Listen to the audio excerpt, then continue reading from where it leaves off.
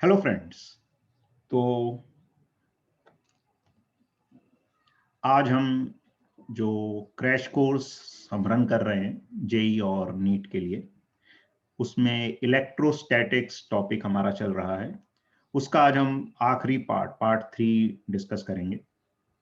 Already हमने दो parts में समझा चार्ज क्या होता है, कूलम्स लॉ क्या होता है, कैसे हम किसी चार्ज पे फोर्स निकाल सकते हैं, फिर इलेक्ट्रिक फील्ड क्या होती है, इलेक्ट्रिक पोटेंशियल को भी हमने समझा, इलेक्ट्रिक पोटेंशियल एनर्जी को भी हमने समझा। तो ये सब अभी तक हम काफ़ी चीज़ें समझ चुके हैं इलेक्ट्रोस्टैटिक्स रिलेटेड। आज हम पार्ट 3 में और आगे बढ़ेंगे और थोड़ा-सा देखेंगे कि एनर्जी डेंसिटी क्या होती है, डायपोल के कारण पोटेंशियल क्या होता है, डायपोल को इलेक्ट्रिक फील्ड में रखने पे क्या होता है, कंडक्टर्स और नॉन कंडक्टर्स के बारे में थोड़ा-सा जानेंगे। तो इलेक्ट्रोस्टैटिक्स बहुत ही इम्पोर्टेंट टॉपिक है, चाहे हम जेईई की बात करें, चाहे नीट की बात करें। काफ़ी क्वेश्चंस आते हैं और ऐसे सिंपल टॉपिक है और हमें अच्छे से समझ आ जाएगा। तो एक और टॉपिक जो ग्रेविटेशन है, तो ग्रेविटेशन भी बहुत स्मॉल टॉपिक है लेकिन जेईई या नीट में अच्छी खासी वेटेज रखता है। उससे हर साल क्वेश्चन आते हैं, कई बार दो क्वेश्चंस भी आ जाते हैं और उसका काफ़ी पार्ट हम इलेक्ट्रोस्टैटिक से लिंक करके समझ सकते हैं, उसको सॉल्व कर सकते हैं प्रॉब्लम्स को। तो चलिए आगे हम बढ़ते हैं और टॉपिक को शुरू करते हैं। तो सबसे पहले हमारी बात करते हैं एनर्जी डेंसिटी की।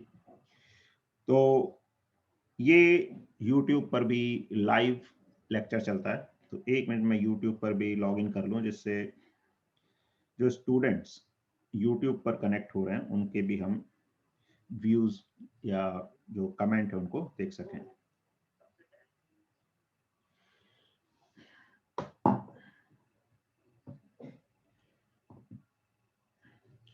चलिए, तो एनर्जी डेंसिटी क्या होता है?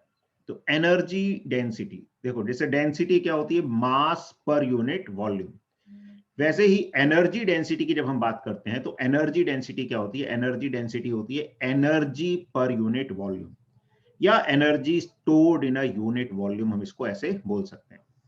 तो energy density is defined as energy stored in unit volume in any electric field. किसी भी इलेक्ट्रिक फील्ड में, ठीक है, क्या होती है? एनर्जी एक्चुअली स्टोर होती है। जैसे हम बात करते हैं पोटेंशियल एनर्जी की, बात करते हैं कि एक चार्ज का सिस्टम है, उसकी पोटेंशियल एनर्जी होती है। तो वो पोटेंशियल एनर्जी कहाँ स्टोर होती है, किस फॉर्म में स्टोर होती है? तो वो स्टोर होती है इलेक्ट्रिक फील्ड की फॉर्म में। तो जो भी चार्ज का सिस्टम अपने आसपास एक इलेक्ट्रिक फील्ड क्रिएट करता है, उस इलेक्ट्रिक फील्ड में एनर्जी स्टोर होती है और दैट एनर्जी स्टोर्ड पर unit volume is called energy density. ठीक है, तो इलेक्ट्रिक फील्ड में एनर्जी डेंसिटी क्या होती है? एनर्जी स्टोर्ड पर यूनिट वॉल्यूम। और मैथमेटिकल फॉर्मूला इसका जो है वो क्या होता है? तो मैथमेटिकल फॉर्मूला होता है half epsilon E square. Epsilon permittivity है और ये परमिटिविटी अगर मीडियम है तो मीडियम की परमिटिविटी होगी, अगर वैक्यूम है तो फ्री स्पेस की परमिटिविटी होगी, जो कि एप्सिलॉन नॉट से भी डिनोट करते हैं हम। तो energy density is half epsilon E square. ठीक है, तो अच्छा, एक इसमें यूट्यूब पर कमेंट आया है कि is it free crash course? Actually इसमें जो मैं लाइव लेक्चर्स लूंगा उसमें 12th का पार्ट कंप्लीट करूंगा और वो यूट्यूब पर फ्रीली अवेलेबल रहेगा। तो यूट्यूब पर जो भी हमारी फैमिली है वो पूरी इसको 12th वाले पार्ट को, जो लाइव लेक्चर्स हैं, उनको लाइव अटेंड कर सकती है। बाकी 11th वाला पार्ट रिकॉर्डेड फॉर्म में है जो हमारी ऐप पर क्रैश कोर्स में मिलेगा। टेस्ट जो है वो ऐप पर ही मिलेंगे, स्टडी मटेरियल, प्रैक्टिस शीट, वो सब ऐप पर ही मिलेगी। बाकी 12th के जो पार्ट है वो सबके लिए यूट्यूब पर अवेलेबल रहेगा। तो जो बोर्ड की तैयारी कर रहे हैं उनको भी उससे बेनिफिट होगा, कंपटीशन की जो तैयारी कर रहे हैं उनको भी बेनिफिट होगा। और ऐप पर जो कोर्स है वो भी बहुत ही नॉमिनल प्राइस में आपको प्रोवाइड किया जा रहा है। तो आप उसका जो लिंक है मैं डिस्क्रिप्शन में डाल दूंगा क्लास एंड होने के बाद, आप वहां से उस कोर्स को चेक कर सकते हैं। चलिए, तो एनर्जी डेंसिटी जो है क्या होती है? Half epsilon E square. ई इलेक्ट्रिक फील्ड है एक पॉइंट पे, जिस पॉइंट पे हम एनर्जी डेंसिटी की बात कर रहे हैं। अब ये जरूरी नहीं है कि एनर्जी डेंसिटी हर पॉइंट पर बराबर हो, अलग अलग पॉइंट पर अलग अलग हो सकती है। तो ई उस पॉइंट की इलेक्ट्रिक फील्ड है जहां पर हम एनर्जी डेंसिटी की बात कर रहे हैं, और एप्सिलॉन परमिटिविटी है। ठीक है, अगर मीडियम होगा तो मीडियम की परमिटिविटी, फ्री स्पेस वैक्यूम होगा तो वैक्यूम की, जिसको half epsilon naught E square बोलते हैं।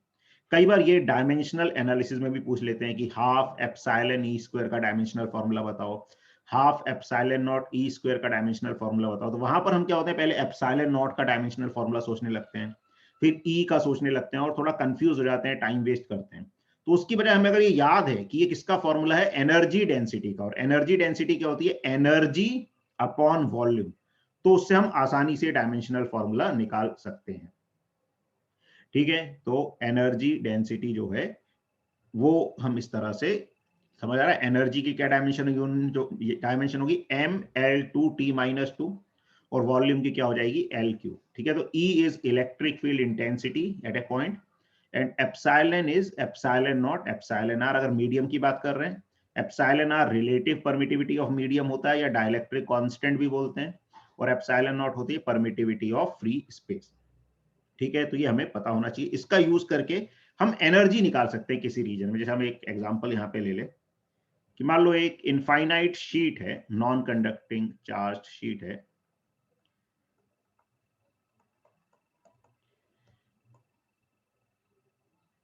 लार्ज शीट, लार्ज का मतलब हम इनफाइनाइट जैसा उसको मान सकते हैं।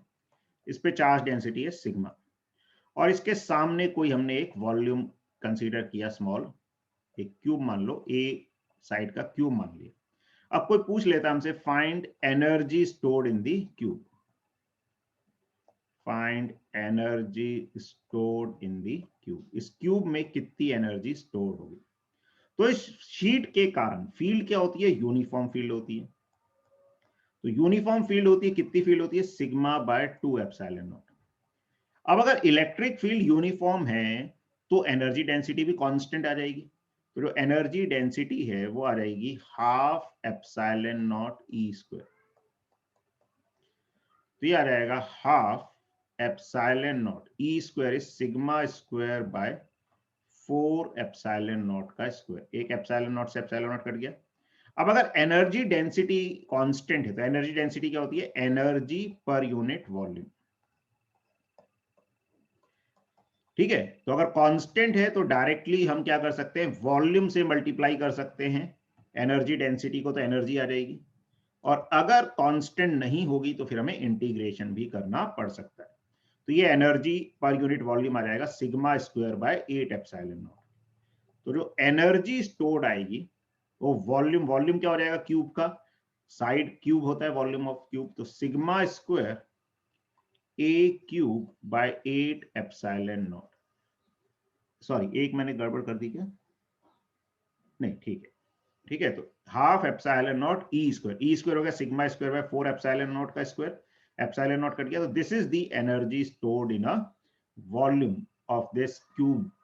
ठीक है, क्यूब है ए साइड का, उसमें कितनी एनर्जी स्टोर्ड होगी शीट के कारण, तो हो जाएगी sigma square A cube by 8 epsilon naught. This way we can use energy density.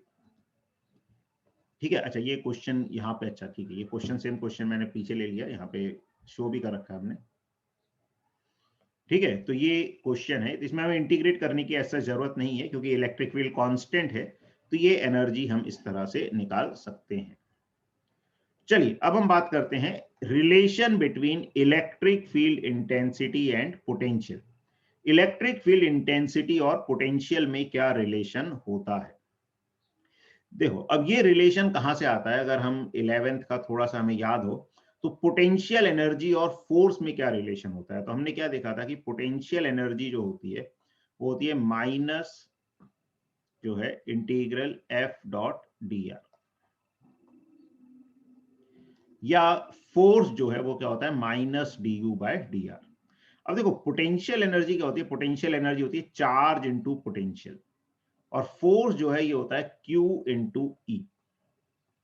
ठीक है, अब हम एक Q टेस्ट चार्ज की बात कर रहे हैं, Q इंटीग्रेशन से बाहर आएगा, Q से Q कट जाएगा, तो ये रिलेशन आ जाएगा V is equal to minus integral E dot D R. तो ये पोटेंशियल और इलेक्ट्रिक फील्ड में रिलेशन आ जाता है। और ऐसे ही अगर डायरेक्टली बोल सकते हैं कि पोटेंशियल इलेक्ट्रिक फील्ड का इंटीग्रेशन है तो इलेक्ट्रिक फील्ड पोटेंशियल का डेरिवेटिव हो जाएगी, या F is equal to minus D U by D R हम लगा सकते हैं। F किसके बराबर होता है? QE minus D U, U क्या हो जाएगा? QV, Q is charge, charge बाहर आ जाएगा और ये आ जाएगा dV बाय dr। तो QE is equal to this, तो E is equal to minus dV by dr। यही हम यहाँ पर बताने वाले हैं कि इलेक्ट्रिक फील्ड अगर हमें पोटेंशियल से निकालनी है तो E क्या हो जाता है? Minus dV by dr। ये तो मैग्नीट्यूड हो गया।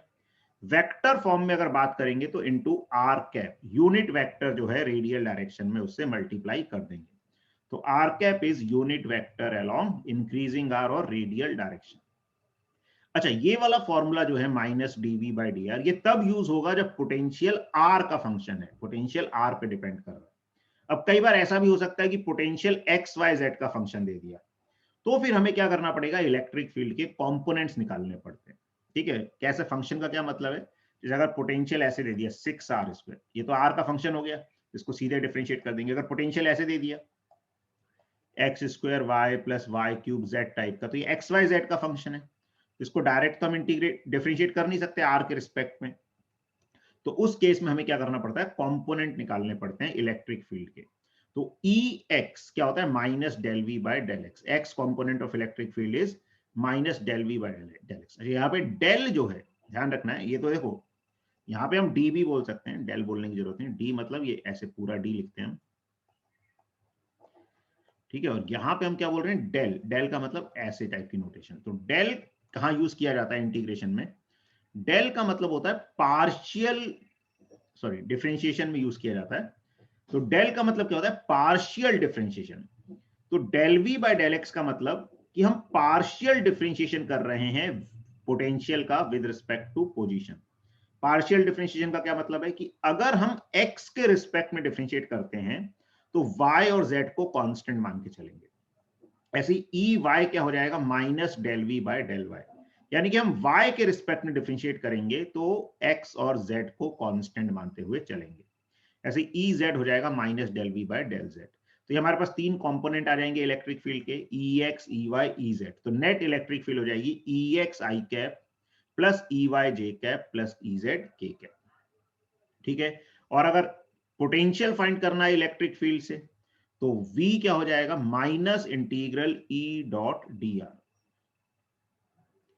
ठीक है, तो ये dr है, तो ये हो जाएगा potential minus integral E vector dot dr vector.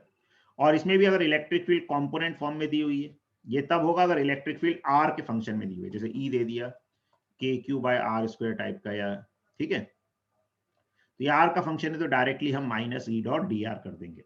लेकिन अगर E ऐसे दिया हुआ है E X I cap plus E Y J cap plus E Z के कैप, तो पोटेंशियल क्या होगा? Minus integral E X D X, मतलब इलेक्ट्रिक फील्ड का X component into D X plus Y component into D Y plus Z component into D Z. ठीक है, तो ये जो चीज है इसको चलो एक हम एग्जांपल से थोड़ा सा समझ लेते हैं, तो यही हम बता देते हैं। तो एक ये समझ लेते हैं पोटेंशियल कैसे से इलेक्ट्रिक फील्ड कैसे निकलेगी। मान लो पोटेंशियल दिया हुआ है x² y और हमें इलेक्ट्रिक फील्ड निकालनी है, तो अब इसमें क्या निकालने पड़ेंगे? कंपोनेंट। तो Ex क्या हो जाएगा? Ex is minus del V by del X. Minus del V by del X का मतलब है कि हम x के रिस्पेक्ट में डिफरेंशिएट कर रहे हैं और y और z को कांस्टेंट मान लेंगे। तो y कांस्टेंट हो गया, तो y कांस्टेंट बाहर आ जाता है, x² का डेरिवेटिव 2x, क्या रहेगा? Minus 2xy।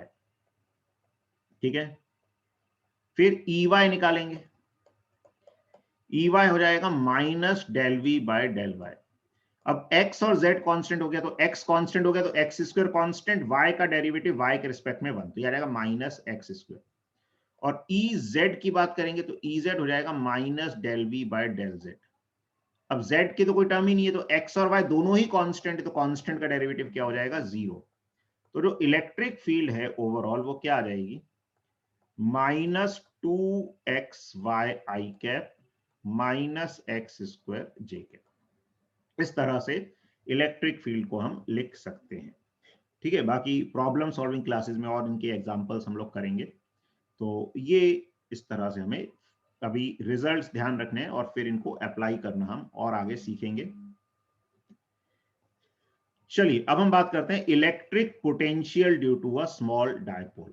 तो हमने पोटेंशियल देखा एक पॉइंट चार्ज के कारण क्या होता है, एक हॉलो स्फीयर के कारण क्या होता है, सॉलिड स्फीयर के कारण क्या होता है। पोटेंशियल डिफरेंस हमने देखा है एक लार्ज वायर के कारण क्या होता है, शीट के कारण क्या होता है। अब डायपोल के कारण हम पोटेंशियल, अब डायपोल में क्या होता है, दो चार्जेस होते हैं, पॉइंट चार्जेस, दोनों का मैग्नीट्यूड सेम होता है, साइन ऑपोजिट होता है। तो हमें पोटेंशियल लिखना है तो बेसिकली हमें इंडिविजुअल चार्जेस के कारण पोटेंशियल लिखना है और उसको क्या कर देंगे, ऐड। पोटेंशियल स्केलर क्वांटिटी है तो स्केलर एडिशन कर देंगे। तो दोनों चार्जेस हैं minus Q and plus Q. उसके सेंटर से आर डिस्टेंस पे हमने एक पॉइंट मान लिया जहां पर हमें पोटेंशियल निकालना है। ठीक है, तो क्या पोटेंशियल होगा वहां पर, अब देखो, तो ये जो प्लस वाला चार्ज है इससे ये दूरी जो है क्या हो जाएगी, ये दूरी हो जाएगी आर माइनस है।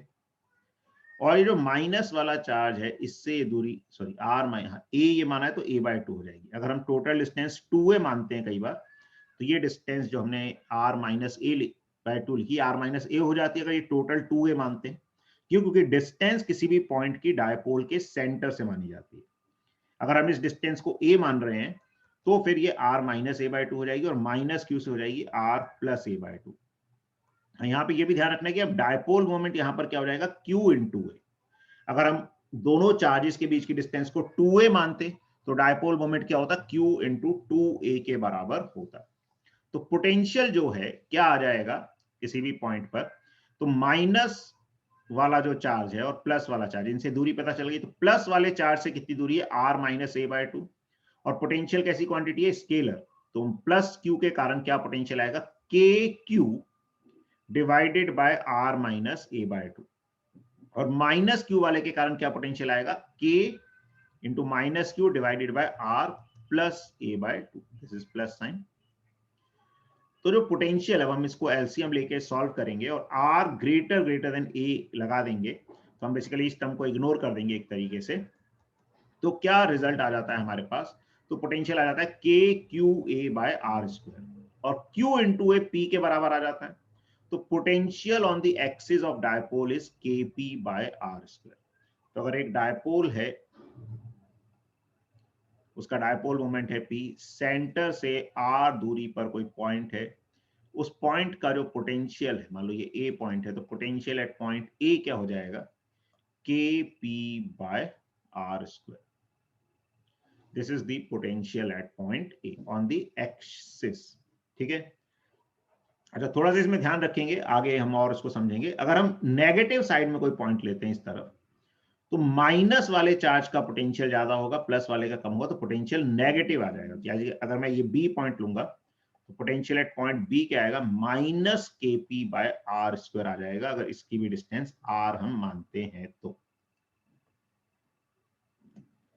ठीक है, अब हम बात करते हैं potential on equatorial position. Equatorial position क्या होती है, दोनों चार्जेस को जोड़ने वाली लाइन की जो बाइसेक्टर वाली लाइन है, उस लाइन पे क्या पोटेंशियल आएगा। तो दोनों चार्जेस के बीच की डिस्टेंस हो गई a, दोनों चार्ज के सेंटर से डिस्टेंस हो गई r। अब देखो, नेगेटिव चार्ज और पॉजिटिव चार्ज दोनों से इस पॉइंट की डिस्टेंस बराबर है। और हमने क्या देखा था कि अगर किसी पॉइंट की डिस्टेंस सारे चार्ज से बराबर है तो पोटेंशियल को क्या लिख सकते हैं, के क्यू टोटल बाय आर। तो एक डायपोल का तो टोटल चार्ज हमेशा जीरो ही होता है, तो हम डायरेक्टली बोल सकते हैं इक्वेटोरियल जो प्लेन है उसके हर पॉइंट पे पोटेंशियल क्या होगा, जीरो। अलग अलग बात करें तो Q वाले के कारण के क्यू, ये डिस्टेंस r है तो ये क्या हो जाएगी, पाइथागोरस थ्योरम से R square, this is R square plus A by 2 के होल स्क्वायर का अंडर रूट। बाकी इसको लिखने की जरूरत नहीं है इतना सब, ठीक है, बाकी इसको सॉल्व कर रखा है इस तरह से, तो ऐसे कर सकते हैं। बाकी डायरेक्टली हम क्या बोल सकते हैं कि किसी पॉइंट की डिस्टेंस अगर सारे चार्जेस से बराबर है तो नेट पोटेंशियल क्या हो जाता है, K Q total bye are. तो इक्वेटोरियल प्लेन पे पोटेंशियल क्या हो जाएगा, जीरो। यानी कि इक्वेटोरियल प्लेन जो है डायपोल का वो क्या हो जाएगा, एक इक्वी पोटेंशियल सरफेस हो जाएगा। ठीक है, अब हम बात करते हैं किसी जनरल पॉइंट पे। जनरल पॉइंट तो डायपोल से, तो इसको हम थोड़ा ऐसे समझे कि ये अगर डायपोल है, जनरल पॉइंट का मतलब है कि इसके सेंटर से आर दूरी पर कोई पॉइंट है ए। ठीक है, तो आर उसकी दूरी आर हो गई और एंगल हो गया उसका थीटा। अब इस पॉइंट पे क्या डायपोल मोमेंट मतलब पोटेंशियल होगा डायपोल के कारण। तो हम क्या करेंगे, हमने डायपोल को दो कंपोनेंट में तोड़ दिया, तो ये एंगल थीटा था। तो इस लाइन के अलोंग डायपोल मोमेंट, क्योंकि देखो डायपोल मोमेंट क्या है, एक वेक्टर क्वांटिटी, हम उसके कंपोनेंट कर सकते हैं। तो डायपोल मोमेंट का हमने एक कंपोनेंट कर दिया इस डायरेक्शन में आर वेक्टर के अलोंग, ये आ गया पी कॉस थीटा। एक कर दिया उसके परपेंडिकुलर डायरेक्शन में, ये आ गया पी साइन थीटा। तो P cos थीटा के कारण A वाले पॉइंट पे पोटेंशियल क्या आ जाएगा, तो A वाला पॉइंट P cos थीटा के लिए एक्सिस जैसा पॉइंट हो जाएगा। तो एक्सिस पे क्या पोटेंशियल आता है, K P by R square, P की जगह P cos थीटा आ जाएगा क्योंकि P cos थीटा की एक्सिस है ये। तो K P cos theta by R square, this is potential at point A। और P sin थीटा के लिए ये इक्वेटोरियल वाला पॉइंट हो जाएगा। तो इक्वेटोरियल पोजीशन पे पोटेंशियल क्या होता है, जीरो, तो वो जीरो हो गया। तो पोटेंशियल जो नेट आएगा वो Kp cos theta by R square आ जाएगा। या अगर हम वेक्टर फॉर्म में बात करें तो P cos थीटा, तो हमने इसको लिखा P vector dot R vector. अब ये P vector dot R vector किसके बराबर होगा, P r cos थीटा। तो एक r एक्स्ट्रा आ गया ऊपर, तो नीचे भी एक r एक्स्ट्रा लेना पड़ेगा, तो r क्यूब कर दिया। तो हमको पोटेंशियल इसी फॉर्म में याद रखना है डायपोल के कारण, ठीक है। कि पोटेंशियल क्या होता है एक डायपोल के कारण, K P cos theta by R square या K P vector dot R vector by R cube. इससे हम किसी भी पॉइंट का पोटेंशियल आसानी से निकाल सकते हैं। क्यों, देखो एक्सिस पे भी ये फॉर्मूला लगाना चाहिए, क्योंकि एक्सिस पे क्या होगा, अगर हम K P cos theta by R square याद करके लगा देते हैं तो गड़बड़ क्या हो जाती है कि पॉजिटिव चार्ज की तरफ तो क्या होगा पॉजिटिव, लेकिन नेगेटिव वाला भी कई बार हम पॉजिटिव लिख देते हैं। जबकि हम ये लगाएंगे K P cos theta by R square, तो पॉजिटिव चार्ज की तरफ जो पॉइंट होगा तो उसके लिए थीटा 0 डिग्री आ जाएगा, तो कॉस 0 1 हो जाएगा। नेगेटिव चार्ज की तरफ अगर पॉइंट होगा तो कॉस थीटा 180 डिग्री आ जाएगा, कॉस थीटा माइनस हो जाएगा। तो बस क्या ध्यान रखना है, इक्वेटोरियल पोजीशन पे हर पॉइंट पे पोटेंशियल 0 होता है, यानी कि वो एक इक्वेटोरियल प्लेन है। और बाकी किसी भी पॉइंट पे पोटेंशियल क्या होता है, K P cos theta by R square, या वेक्टर फॉर्म में अगर दे रखा है तो K P vector dot R vector upon R cube. तो ये आपको डायपोल के बारे में पोटेंशियल कैसे निकाला जाता है इसका आइडिया होना चाहिए। अब एक और इंपॉर्टेंट कॉन्सेप्ट होता है dipole in uniform electric field. ये भी कई जगह पर काम आता है, मैग्नेट में भी काम आ जाता है, वहां पे हम मैग्नेटिक डायपोल की बात करते हैं। तो यहाँ पर एक इलेक्ट्रिक डायपोल की बात कर रहे हैं कि एक इलेक्ट्रिक डायपोल है, वो अगर यूनिफॉर्म इलेक्ट्रिक फील्ड में रखेंगे तो क्या होगा। अब देखो यूनिफॉर्म इलेक्ट्रिक फील्ड का मतलब है कांस्टेंट इलेक्ट्रिक फील्ड, उसका मैग्नीट्यूड भी कांस्टेंट है और डायरेक्शन भी कांस्टेंट है। तो जो पॉजिटिव चार्ज है Q, उस पे कितना फोर्स लगेगा। अब पॉजिटिव चार्ज पे फोर्स लगता है फील्ड की डायरेक्शन में, कितना फोर्स लगेगा, Q into E. Negative charge पे फोर्स लगेगा फील्ड के ऑपोजिट डायरेक्शन में, that is also Q into E. ठीक है, तो पॉजिटिव पे फोर्स लगा QE राइट की तरफ, नेगेटिव पे लगा QE लेफ्ट की तरफ। अब दोनों फोर्सेस जो है इक्वल मैग्नीट्यूड के ऑपोजिट डायरेक्शन में लग रहे हैं, तो नेट फोर्स क्या हो जाएगा, जीरो। तो नेट फोर्स हो गया जीरो। तो एक डायपोल को अगर हम यूनिफॉर्म इलेक्ट्रिक फील्ड में रखते हैं तो नेट फोर्स उस पर हमेशा क्या आएगा, जीरो आएगा। अच्छा, अब लेकिन दो इक्वल ऑपोजिट फोर्सेस जब किसी सिस्टम पे लगते हैं तो वो एक कपल बना लेते हैं, और वो कपल क्या प्रोड्यूस करता है, टॉर्क प्रोड्यूस करता है। और कपल का टॉर्क हर पॉइंट के अबाउट सेम आता है, ये उसकी खास बात है। तो यहाँ पर टॉर्क आएगा इस सिस्टम पे, और कपल का टॉर्क क्या होता है, any one of the force into perpendicular distance between two forces. तो ये दो फोर्स हो गए QE और QE, इनके बीच की डिस्टेंस, अगर डायपोल में जो चार्जेस हैं इनके बीच की डिस्टेंस A है, तो ये डिस्टेंस आ जाएगी A साइन थीटा। तो जो टॉर्क आएगा वो आएगा any one of the force, तो any one of the force क्या हो गया, QE into distance between two forces A sine theta. अब Q इंटू A ये मिलकर क्या कहलाता है, P, डायपोल मोमेंट। तो टॉर्क जो है वो क्या आ जाता है, टॉर्क आ जाता है PE साइन थीटा, या it can be written as P vector cross E vector. Torque को हम P क्रॉस E लिख सकते हैं। P क्रॉस E से डायरेक्शन भी आ जाएगी। टॉर्क इस तरह से एक्ट करेगा कि वो P वेक्टर को E वेक्टर के पैरेलल करने की कोशिश करेगा। ठीक है, टॉर्क डायपोल मोमेंट वेक्टर को इलेक्ट्रिक फील्ड वेक्टर के पैरेलल करने की कोशिश करता है। चलिए अब हम बात करते हैं potential energy of a dipole in uniform electric field. तो पोटेंशियल एनर्जी क्या होती है? तो potential energy is minus PE cos theta. इसमें भी वही सिचुएशन है कि इलेक्ट्रिक फील्ड अगर ऐसे है, डायपोल अगर ऐसे है, इनके बीच का एंगल थीटा है, तो potential energy is minus PE cos theta या minus P vector dot E vector, ये पोटेंशियल एनर्जी आ जाएगी। ठीक है, तो ये भी ध्यान रखना है, इसमें माइनस साइन आता है। ध्यान रखना है कि जब थीटा 0 होगा तो पोटेंशियल एनर्जी मिनिमम हो जाएगी, क्योंकि cos 0 1 होता है, तो माइनस पी आ जाएगी। और जब थीटा 180 डिग्री होगा तो पोटेंशियल एनर्जी मैक्सिमम हो जाएगी, विच इज पीई। और 90 डिग्री जब होता है थीटा तो पोटेंशियल एनर्जी 0 हो जाती है।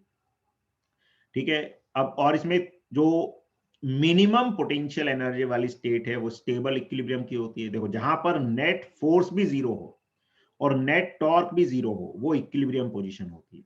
तो नेट फोर्स तो हमेशा ही 0 होगा डायपोल पे।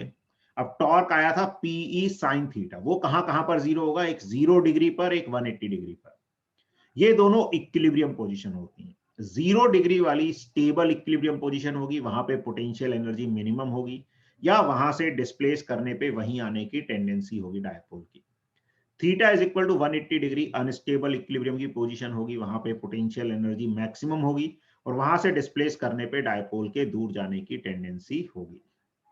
ठीक है, तो at theta is equal to 0 there is minimum of potential energy, so it is stable equilibrium position. Theta is equal to 0 क्या है? stable equilibrium position, 180 degree unstable equilibrium, और वहां पे पोटेंशियल एनर्जी मैक्सिमम होगी। और जो इक्विलिब्रियम पोजीशन है, stable equilibrium position, theta is equal to 0 degree, वहां से थोड़ा सा डिस्प्लेस करने पे भी ये जो डायपोल है क्या करेगा? एंगुलर एसएचएम करेगा, और उस एंगुलर एसएचएम का टाइम पीरियड होता है 2 pi under root I by P E. I क्या है? I is moment of inertia of dipole.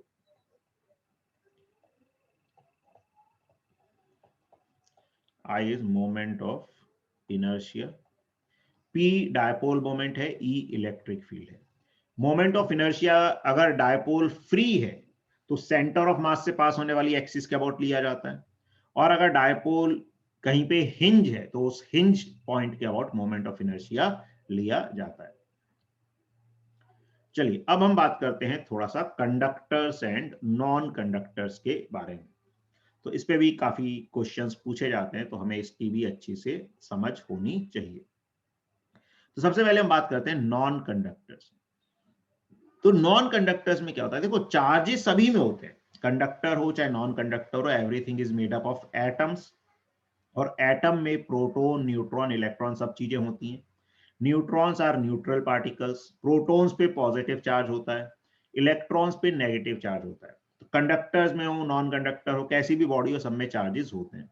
लेकिन अंतर क्या होता है कि नॉन कंडक्टर में चार्जेस फ्रीली मूव नहीं कर सकते, वो बाउंड चार्जेस होते हैं, बंधे हुए होते हैं, वो एक जगह से दूसरी जगह मूव करके फ्रीली नहीं जा सकते। तो अगर हम एक देखो, नॉर्मली जब न्यूट्रल बॉडी है तो नेट चार्ज 0 है। अब हमने मान लो किसी नॉन कंडक्टर को चार्ज दे दिया, ठीक है, नॉन कंडक्टर को हमने चार्ज दे दिया, मान लो कि चार्ज है या नॉन कंडक्टिंग चार्ज बॉडीज है, उनको हमने लाके इकट्ठा कर दिया। अब वो चार्ज दूर तो जाना चाहता है लेकिन वो फ्रीली मूव नहीं कर सकता, तो वो जहां है वहीं का वहीं रहेगा। इसलिए कई बार हम क्या करते हैं, नॉन कंडक्टर्स और कंडक्टर को थोड़ा सा कंफ्यूज हो जाते हैं। देखो, जब ज्यादातर फॉर्मूले जो हम डिराइव करते हैं वो नॉन कंडक्टर के लिए, जैसे हम बोलते हैं uniformly charge disc, uniformly charge infinite sheet, uniformly charge solid sphere, ये सब हम नॉन कंडक्टर की बात करते हैं। क्यों? क्योंकि उसमें हमने जहां पे चार्ज दे दिया वहीं का वहीं रहेगा, और सारे एक्सप्रेशन हम यूज कर सकते हैं। कंडक्टर में हमारे हाथ में नहीं, कंडक्टर में क्या, चार्जेस फ्रीली मूव कर सकते हैं। हमने अगर चार्ज दे भी दिया तो उसकी मर्जी है उसको वहां रहना है या नहीं। वो क्या करेगा? रिपेल करेगा, दूर जाने की कोशिश करेगा, और जितना दूर जा सकता है उतना दूर वो चला जाएगा। ठीक है, तो in non conductor charges are tightly bounded. if we give some charge to it, the charges will repel each other. ऐसा नहीं चार्ज रिपेल नहीं करेगा, नॉन कंडक्टर में भी चार्ज रिपेल करेगा, but as it is tightly bounded, in spite of strong repulsion, they will not run away and remain at their position. तो repel तो कर रहा है लेकिन बाउंड होने के कारण वो नहीं जा पाएगा, और जहां है वहीं का वहीं रहेगा।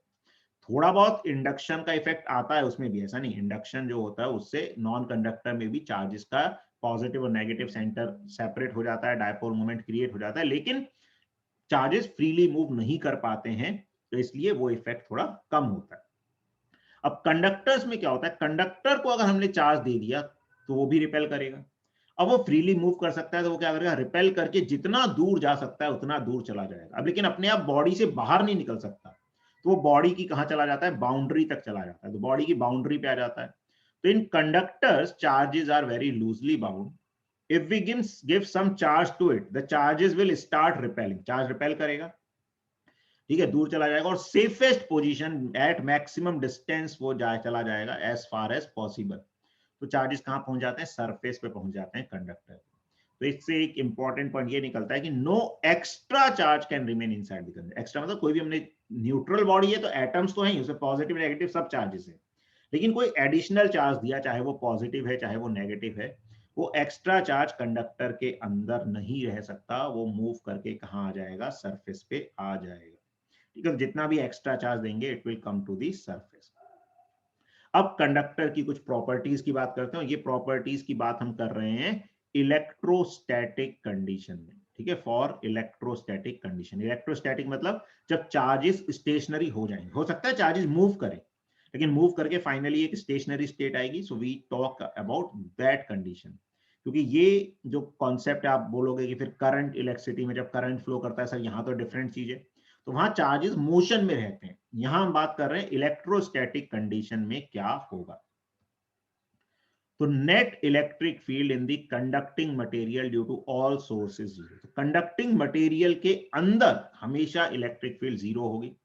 क्यों जीरो होगी, सेम कॉन्सेप्ट है कि भाई अगर कंडक्टिंग मटेरियल है उसमें इलेक्ट्रिक फील्ड आ गई तो चार्जेस को मूव कराएगी। जैसे मान लो हमने बाहर कोई चार्ज रख दिया, तो मान लो ये कंडक्टर है, इसके अंदर इलेक्ट्रिक फील्ड आ गई, सपोज अब इलेक्ट्रिक फील्ड आ गई तो चार्जेस पे फोर्स लगाएगी, तो नेगेटिव चार्ज को इधर इकट्ठा करेगी, opposite to electric field, positive opposite में, ये एक इंटरनल फील्ड क्रिएट करेंगे, और ये दोनों फील्ड एक दूसरे से क्या कर देंगी, फाइनली कैंसिल कर देंगी। तो नेट फील्ड, तो इसको हम ड्रॉ नहीं करते कभी भी, देखो ये मैंने समझाने के लिए बताया है, हम हमेशा नेट फील्ड बनाते हैं इलेक्ट्रिक लाइंस ऑफ फोर्स में।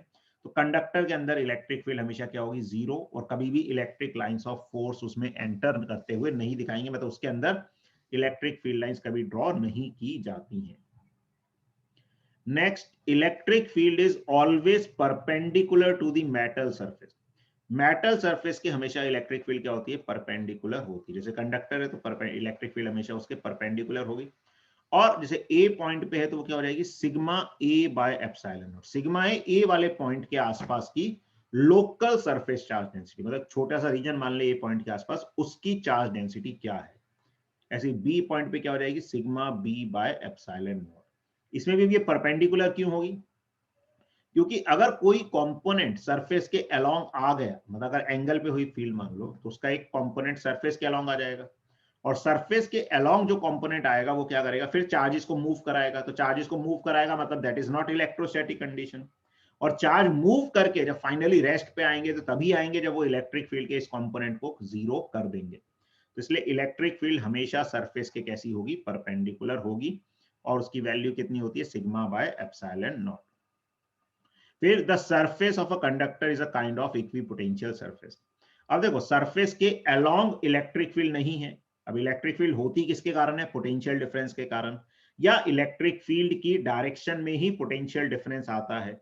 तो अगर इलेक्ट्रिक फील्ड सरफेस के परपेंडिकुलर है तो अलोंग द सरफेस उसका कोई कंपोनेंट नहीं है, यानी कि पूरा सरफेस क्या होता है, इक्विपोटेंशियल। और इनफैक्ट कंडक्टर की पूरी बॉडी, क्योंकि कंडक्टर के अंदर भी इलेक्ट्रिक फील्ड जीरो होती है, तो कंडक्टर की पूरी बॉडी ही क्या होती है, इक्विपोटेंशियल बॉडी होती है।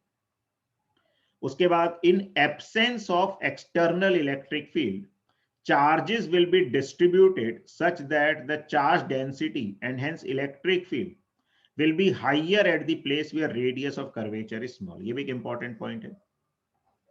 तो अगर कोई भी ऐसा एक कंडक्टर है, ठीक है, तो अगर कोई एक्सटर्नल इलेक्ट्रिक फील्ड नहीं है तो जो शार्प एजेस होती हैं, जिनका रेडियस ऑफ कर्वेचर कम है, ठीक है, वहां पर क्या होगा, चार्ज डेंसिटी ज्यादा होती है। तो sigma A is greater than sigma B is greater than sigma C. ठीक है, तो जो शार्प एजेस हैं, जिनका रेडियस ऑफ कर्वेचर कम है, वहां पर इलेक्ट्रिक फील्ड ज्यादा होती है। क्यों ज्यादा होती है? क्योंकि सिग्मा ज्यादा होता है, और इलेक्ट्रिक फील्ड क्या होती है? Sigma bye epsilon naught. तो शार्प एजेस पे सिग्मा ज्यादा होता है और इलेक्ट्रिक फील्ड भी ज्यादा होगी। Then when a conductor is grounded, its potential becomes zero। देखो क्या होता है, किन्हीं भी दो कंडक्टर्स को जब हम कनेक्ट करते हैं तो चार्ज फ्लो करता है। किस कारण से फ्लो करता है? पोटेंशियल डिफरेंस के कारण फ्लो करता है। कब तक फ्लो करता है? जब तक दोनों का पोटेंशियल सेम नहीं हो जाएगा तब तक फ्लो करता है। अब एक इंपॉर्टेंट बात ये होती है कि अर्थ जो है उसको हम एक बहुत बड़ा कंडक्टर मानते हैं और उसका पोटेंशियल हमेशा जीरो माना जाता है। और वो इतना बड़ा एक कंडक्टर है, मतलब एक सिंक जैसा है, उसमें कितना भी चार्ज दे दो, कितना भी ले लो, उससे उसके पोटेंशियल पे फर्क नहीं पड़ता है। तो अर्थ कितना भी चार्ज ले सकती है बॉडी से, कितना भी चार्ज बॉडी को दे सकती है, और उसका पोटेंशियल हमेशा क्या रहेगा? जीरो। और दो कंडक्टर्स को कनेक्ट करने पे चार्ज तब तक फ्लो करता है जब तक दोनों का पोटेंशियल सेम नहीं हो जाता।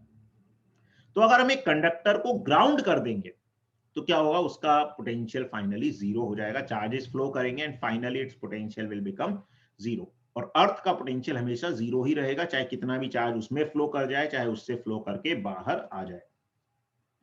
Then when two conductors are connected, there will be a charge flow till their potential become equal। जो अभी हमने बोला कि दो कंडक्टर्स को कनेक्ट करने पे चार्ज तब तक फ्लो करता है जब तक दोनों का पोटेंशियल बराबर हो जाएगा। और यही कॉन्सेप्ट है कि अर्थिंग करते हैं जब हम किसी चीज की, तो अर्थ भी एक बहुत बड़ा कंडक्टर है जिसका पोटेंशियल हमेशा जीरो है। तो जिस बॉडी को हम अर्थ करते हैं उसका भी पोटेंशियल जीरो हो जाएगा। Then electric pressure at the surface of a conductor is given by formula sigma square by 2 epsilon naught। देखो जैसे किसी भी कंडक्टर को हमने चार्ज दे दिया, अब चार्ज दे दिया तो क्या है, यहाँ पर एक इलेक्ट्रिक फील्ड आ गई सिग्मा बाय एप्सिलॉन नॉट। अब क्या हो गया, दूसरे जो चार्जेस हैं, मतलब इस कंडक्टर पे चार्जेस हैं बहुत सारे, तो दूसरे चार्जेस सारे एक दूसरे को रिपेल कर रहे हैं। अब ये रिपेल कर रहे हैं तो क्या होगा, उसके कारण एक आउटवर्ड फोर्स होगा, and force per unit area is called pressure. तो किसी भी पॉइंट पे इलेक्ट्रोस्टैटिक प्रेशर जो है वो कैसे लिखा जाता है? वो लिखा जाता है sigma square bye 2 epsilon not. कई बार ये क्वेश्चन भी डायमेंशन में भी पूछ लेते हैं कि भैया बताओ इनमें से डायमेंशन इसकी क्या है, तो डायमेंशनल फॉर्मूले में दे दिया sigma square by epsilon not. अब हम सिग्मा सोचने लगते हैं, एप्सिलॉन नॉट से डायमेंशन निकालते हैं, या पूछ लेते हैं इनमें से किन की डायमेंशन सेम है। अब देखो प्रेशर जो है, प्रेशर तो हो ही गया, stress is similar to pressure, उसकी भी डायमेंशन प्रेशर जैसी होती है। Modulus of elasticity, Young's modulus, bulk modulus, modulus of rigidity, ये सब भी प्रेशर वाले होते हैं डायमेंशन में। Sigma square by epsilon naught भी डायमेंशनली प्रेशर ही है। और एनर्जी पर यूनिट वॉल्यूम, जो एनर्जी डेंसिटी है half epsilon naught E square, it is also dimensionally pressure. क्यों? जैसे थर्मोडायनेमिक्स से देते हैं, एनर्जी क्या होती है? P delta V, work is P delta V which is same as energy, यानी pressure into volume is energy, energy upon volume is same as pressure. तो कई बार क्या होता है, ये डायमेंशन में पूछ लेते हैं, तो एनर्जी डेंसिटी भी डायमेंशनली प्रेशर को रिप्रेजेंट करती है, यानी कि half epsilon naught E square की डायमेंशन प्रेशर वाली होगी, sigma square by epsilon not की डायमेंशन प्रेशर वाली होगी।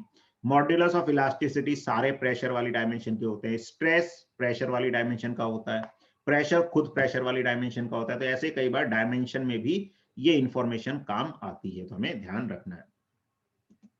चलिए अब कुछ एग्जांपल से समझते हैं कैसे कंडक्टर की प्रॉपर्टीज हम यूज कर सकते हैं।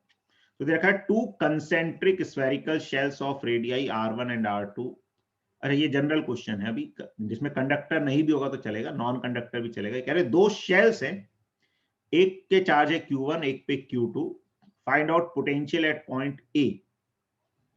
ठीक है, ए पॉइंट का क्या पोटेंशियल होगा? तो अब ए वाला पॉइंट देखो क्या है, दोनों शेल के अंदर है, और एक जो शेल है उसके अंदर फील्ड जीरो होती है, पोटेंशियल कांस्टेंट होता है। पोटेंशियल क्या होता है? K Q by capital R. तो ए वाला पॉइंट इस छोटी शेल के अंदर है, तो छोटी शेल के कारण पोटेंशियल क्या होगा? K Q one by R one. और बड़ी शेल के भी अंदर है तो उसके कारण क्या होगा? K Q two by R two. तो this is potential at point A. Then at surface of smaller shell के सरफेस पे क्या होगा? बी वाले पॉइंट पे। अब देखो सरफेस तक पोटेंशियल क्या रहता है? कांस्टेंट रहता है, तो सेम ही रहेगा, K Q one by R one छोटी शेल के कारण, और बड़ी शेल के अंदर ही है तो K Q two by R two. उसके बाद पूछा at surface of larger shell, तो जो बड़ी शेल है उसके सरफेस पे। अब वो छोटी शेल के बाहर चला गया पॉइंट, छोटी शेल के बाहर, किसी भी शेल के बाहर पोटेंशियल क्या होता है? K Q by small R. Small R क्या होगा? शेल के सेंटर से उस पॉइंट की डिस्टेंस। तो इस छोटी शेल के सेंटर से सी वाले पॉइंट की डिस्टेंस R2 के बराबर हो जाएगी। तो ये आ जाएगा के Q1 बाय R2 प्लस के Q2 बाय R2। बड़ी शेल के कारण तो वही होगा जो पूरे अंदर पूरे रीजन का कांस्टेंट होगा। अब ये जनरल फॉर्म में पूछ रहे हैं eight R less than R1। तो at R less than equal to R1 का मतलब इस रीजन की बात कर रहे हैं अभी। तो अब हमें R के फंक्शन में बताना है। तो ये रीजन दोनों शेल के अंदर है और शेल के अंदर तो कांस्टेंट ही होता है। तो के Q1 बाय R1 प्लस के Q2 बाय R2 ये पोटेंशियल आ जाएगा। और फिर पूछ रहे हैं ये R1 less than equal to R less than equal to R2, यानी कि अब ये बात कर रहे हैं इस रीजन की, इस रीजन के किसी भी जनरल पॉइंट पे। अब ये छोटी शेल के बाहर है तो छोटी शेल के कारण वहां का पोटेंशियल होगा के Q1 बाय स्मॉल r, और बड़ी शेल के अंदर है तो बड़ी शेल के कारण क्या हो जाएगा के Q2 बाय R2, इस तरह से। और एक और पूछा है इसमें V for R greater than equal to R2। R greater than equal to R2 का मतलब अब क्या हो गया? तो R ग्रेटर देन R2 का मतलब इस रीजन की बात कर रहे हैं। अब ये रीजन दोनों शेल्स के बाहर है तो दोनों का बिहेवियर पॉइंट चार्ज के जैसा हो जाएगा। तो के Q1 by small r plus के Q2 बाय स्मॉल r, ये पोटेंशियल आ जाएगा वहां पर। तो यही हमने यहाँ पर सॉल्व करके लिखा हुआ है सब चीजें कि कैसे हम पोटेंशियल ऐसे लिख सकते हैं अलग अलग पॉइंट्स पे। ठीक है, चलो एक और क्वेश्चन देखते हैं। Two conducting hollow spherical shells of radii r and 2r carry charges minus q and 3q respectively. How much charge will flow into the earth if inner shell is grounded? अब देखो inner shell को हम ground करेंगे तो कितना charge earth में flow कर जाएगा। अच्छा एक और चीज का ध्यान रखना है, कभी भी जब हम क्वेश्चन करते हैं तो कोशिश करो जो पूछा हुआ है उसको ही वेरिएबल मान ले, क्योंकि ऑब्जेक्टिव एग्जाम में क्या होता है हम वेरिएबल कोई डिफरेंट मान लेते हैं और सॉल्व करते करते कई बार भूल जाते हैं कि हमने क्या वेरिएबल माना था, और जो आंसर में अगर वेरिएबल की वैल्यू है वो ऑप्शन अवेलेबल होता है मार्क कर देते हैं। तो इसमें देखो करने के दो तरीके हो सकते हैं। मान लो कि हमने इसको ग्राउंड कर दिया, बोले इनर शेल को ग्राउंड कर दिया, हम ये मान लेते हैं कई बार मान लो इनर शेल पे चार्ज हो गया x, और हो सकता है कि फाइनली हम x निकाल लें और वैसा कुछ ऑप्शन हो तो मार्क कर दें, लेकिन पूछा क्या है how much charge will flow into the earth. तो बेटर है वेरिएबल किसको मानो कि चार्ज फ्लो जो हो रहा है अर्थ में उसको वेरिएबल मानो। तो मान ले x चार्ज फ्लो हुआ अर्थ में, उसको वेरिएबल हम माने तो ज्यादा अच्छा है। तो क्या कुछ चीजें ध्यान रखने होता है, क्योंकि हमें कई बार आते हैं क्वेश्चन सॉल्व करना लेकिन थोड़ी सी ऐसी कुछ मिस्टेक्स हो जाती हैं जल्दबाजी में, टाइम के प्रेशर में, कि हम गलतियां करते हैं। तो कोशिश करो कि हम उनके पहले ही रास्ते निकाल लें जिससे वो गलतियां मिनिमाइज हो सके। तो वेरिएबल कोशिश करो वो मानो जो पूछा गया है। अच्छा अब एक चीज, हमने इनर शेल को ग्राउंड किया, अब आउटर शेल को कहीं पे हमने टच नहीं किया, किसी से कनेक्ट नहीं किया, तो देखो चार्ज के आने या जाने का रास्ता कोई कंडक्टिंग पाथ ही होता है। तो आउटर शेल को अगर हमने किसी से कनेक्ट नहीं किया तो आउटर शेल का चार्ज तो चेंज नहीं होगा। इनर शेल को कनेक्ट किया है तो सिर्फ उसी का चार्ज चेंज होगा। और ग्राउंड करने पे क्या हो जाता है पोटेंशियल जीरो। तो एक्स चार्ज मान लो ग्राउंड में चला गया तो पहले जो माइनस क्यू था उसमें से एक्स और चला गया, तो अब नेट चार्ज इनर शेल का क्या हो जाएगा माइनस क्यू माइनस एक्स। और वो चार्ज क्यों जाएगा? क्योंकि ग्राउंड करने पे किसी भी चीज का पोटेंशियल क्या हो जाता है जीरो, तो इनर शेल का पोटेंशियल क्या हो जाएगा जीरो। अच्छा इसमें एक और चीज ध्यान रखनी है कि जब हम पोटेंशियल की बात कर रहे हैं तो नेट पोटेंशियल की बात की है, ऐसा नहीं कि खुद के चार्ज के कारण पोटेंशियल जीरो हो जाएगा, नहीं, नेट पोटेंशियल जीरो होगा, इस तरह से चार्ज आएगा या जाएगा। अब नेट पोटेंशियल क्या होगा? तो एक तो इनर शेल के कारण खुद के कारण पोटेंशियल, तो के इनर शेल का चार्ज क्या हो गया minus Q minus X upon R. ये तो खुद के चार्ज के कारण पोटेंशियल हो गया इनर शेल का, और आउटर शेल के कारण भी है, और आउटर शेल का चार्ज तो उतना ही है, उसमें कोई चेंज नहीं आएगा जब तक उसको कहीं कनेक्ट नहीं करते। तो उसका चार्ज कितना है 3q, तो k 3q, और इनर शेल उसके अंदर है तो अंदर हर पॉइंट का पोटेंशियल क्या रहेगा कांस्टेंट, तो k क्यू बाय उसका रेडियस कितना है 2r, तो k उसका चार्ज हो गया 3q bye 2r is equal to 0। ये r से r कट गया, k से k कट गया, 2 से मल्टीप्लाई कर देते हैं, ये माइनस वाली टर्म है उसको राइट साइड में ले जाते हैं तो प्लस हो जाएगा, तो 3q और 2 से मल्टीप्लाई भी कर दिया तो रहेगा 2q प्लस 2x। ठीक है, 3q को इधर ले, 2q को लेफ्ट में ले आओगे तो 3q minus 2q is q is equal to 2x, तो x is equal to q/2, यानी कि इतना चार्ज जो है ग्राउंड में फ्लो करके जाएगा।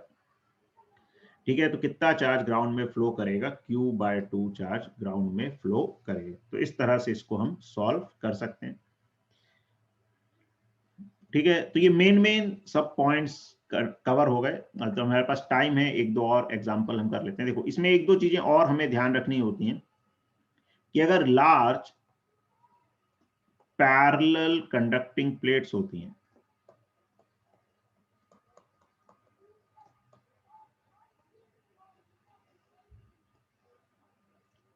मान लो ऐसे लार्ज पैरेलल कंडक्टिंग प्लेट्स हैं, तो इन पे जो भी हम चार्ज देंगे तो क्या होता है, इनके फेसिंग सरफेसेस पे हमेशा इक्वल ऑपोजिट चार्जेस आते हैं।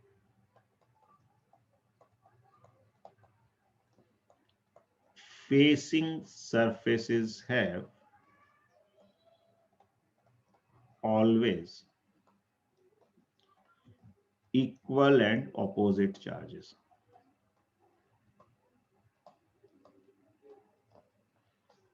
ठीक है, फेसिंग सरफेसेस पे हमेशा इक्वल और ऑपोजिट चार्जेस आएंगे, और जो एक्सट्रीम लेफ्ट और राइट वाले सरफेस है उनमें इक्वल चार्जेस होते हैं। ठीक है, तो extreme left and right surface have equal charges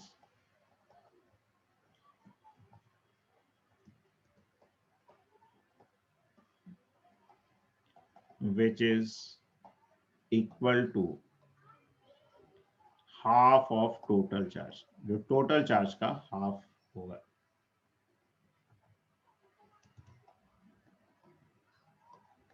अब देखो, इसका यूज क्या है कि जैसे मान लो कभी दे दिया इस पे Q चार्ज है, इस पे -2Q चार्ज है, इस पे 5Q चार्ज है। अब हमसे पूछ लेते हैं, बताओ हर एक सरफेस पे कितना कितना चार्ज आएगा।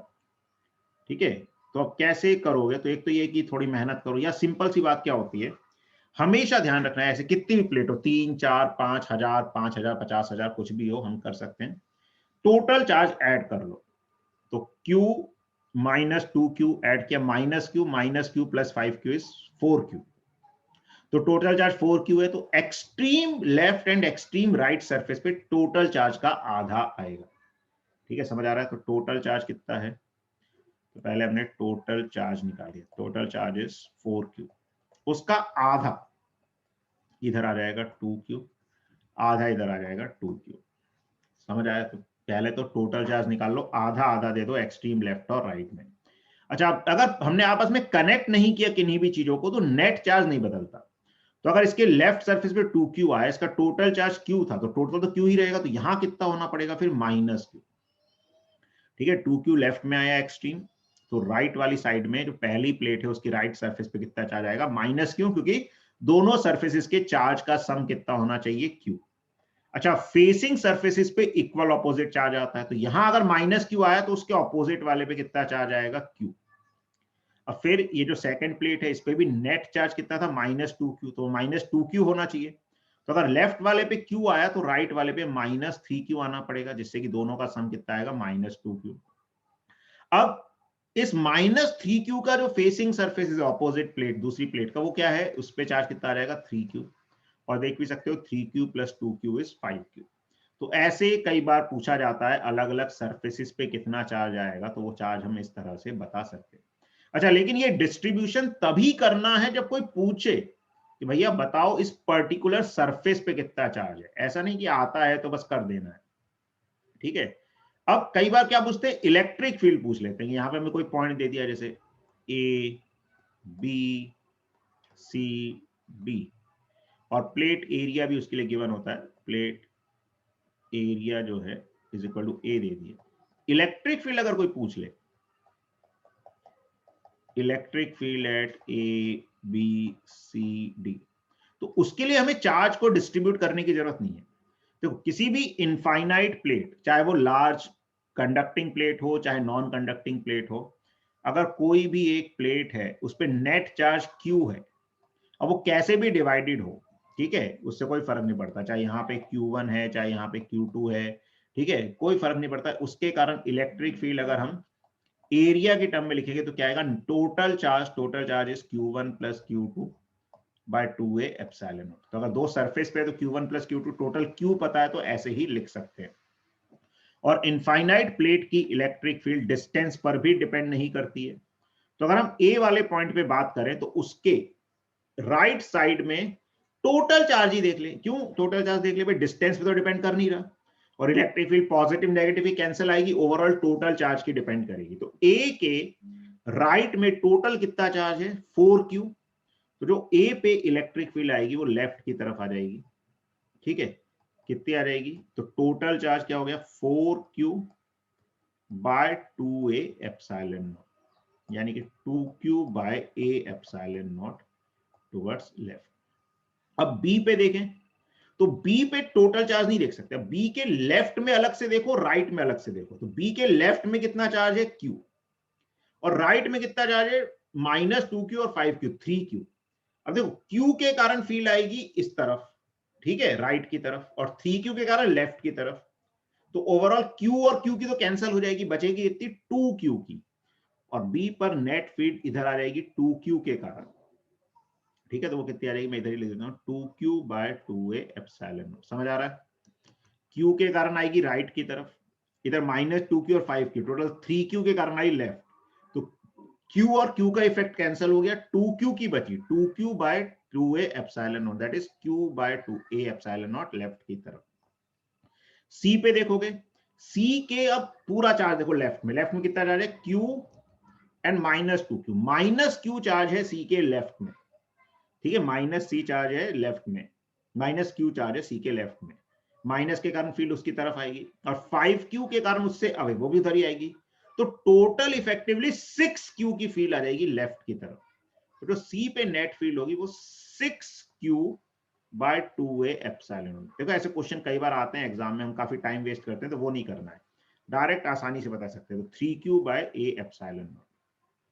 और डी पर देखेंगे तो डी के लेफ्ट में ही है सारा चार्ज, कितना चार्ज है टोटल 4Q, तो डी पर कितनी फील्ड आ जाएगी 4Q bye 2a epsilon not, यानी कि 2Q by a epsilon naught. और ये भी ध्यान रखें कि जो प्लेट्स हैं उनके एक्सट्रीम लेफ्ट और एक्सट्रीम राइट में जो भी पॉइंट है उनमें फील्ड भी कैसी आएगी, हमेशा इक्वल एंड ऑपोजिट, जैसे चार्जेस तो इक्वल थे, फील्ड में मैग्नीट्यूड सेम आएगा, डायरेक्शन ऑपोजिट आएगी। तो आई होप ये आपको समझ आया होगा। तो ये इलेक्ट्रोस्टैटिक्स के सारे इंपॉर्टेंट कॉन्सेप्ट्स जो हैं हमने कवर किए, और किसी को कोई कंफ्यूजन हो, डाउट हो तो पूछ सकता है। बाकी जो क्लासेस हैं वो हमारी क्लासेस जो लाइव क्लासेस है वो रहेंगी Monday, Wednesday and Friday, time रहेगा 10:15 AM, ठीक है, लगभग 1 घंटे की क्लासेस रहेंगी। फ्राइडेज को मेनली जो है प्रॉब्लम या डाउट डिस्कशंस रहेंगे, प्रॉब्लम सॉल्विंग, ठीक है। तो इलेक्ट्रोस्टैटिक्स आज कंप्लीट हो गया। तो जो प्रॉब्लम सॉल्विंग क्लास है उसमें हम 11th वाले टॉपिक भी कुछ कवर करेंगे, और 12th में जितना हम पढ़ते जाएंगे उनको कवर करेंगे।